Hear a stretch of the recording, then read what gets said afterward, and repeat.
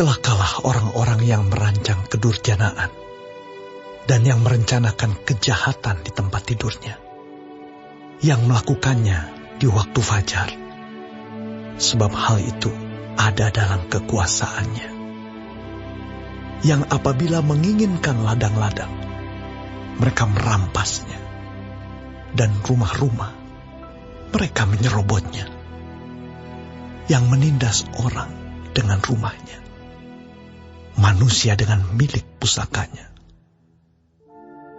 Sebab itu, beginilah firman Tuhan. Sesungguhnya, aku merancang malapetaka terhadap kaum ini, dan kamu tidak dapat menghindarkan lehermu daripadanya. Kamu tidak dapat lagi berjalan angkuh, sebab waktu itu adalah waktu yang mencelakakan. Pada hari itu orang akan melontarkan sindiran tentang kamu, dan akan memperdengarkan suatu ratapan, dan akan berkata, kita telah dihajur luluhkan. Bagian warisan bangsaku telah diukur dengan tali, dan tidak ada orang yang mengembalikannya. Ladang-ladang kita dibagikan kepada orang-orang yang menawan kita. Sebab itu, tidak akan ada bagimu orang yang melontarkan tali dengan undian di dalam jemaah Tuhan. Janganlah ucapkan nubuat, kata mereka itu. Orang tidak mengucapkan nubuat seperti itu. Noda tidak akan menimpa kita. Bolehkah hal itu dikatakan keturunan Yakub? Apakah Tuhan kurang sabar?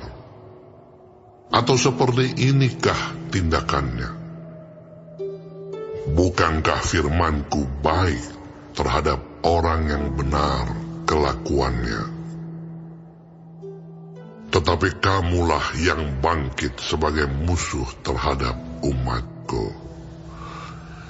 Kamu merebut jubah dari orang-orang yang suka damai, dari orang-orang yang berjalan lewat dengan tentram, yang tidak cenderung kepada perang. Para istri di antara umatku kamu halau dari rumah kesayangannya. Dari bayi-bayinya kamu mengambil untuk selama-lamanya. Semarak yang telah kuberikan kepada mereka.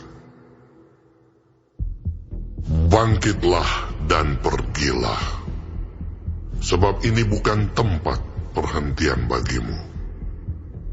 Oleh karena kenajisan, maka kamu akan dibinasakan dengan kebinasaan yang tidak terpulihkan.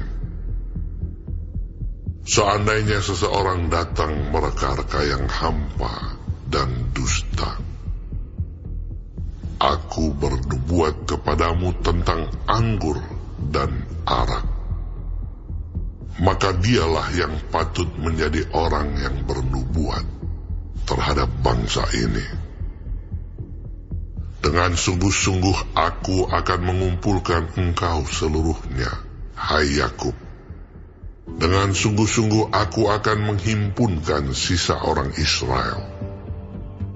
Aku akan menyatukannya seperti kambing domba dalam kandang, seperti kawanan binatang di tengah-tengah padangnya, sehingga ramai dengan manusia.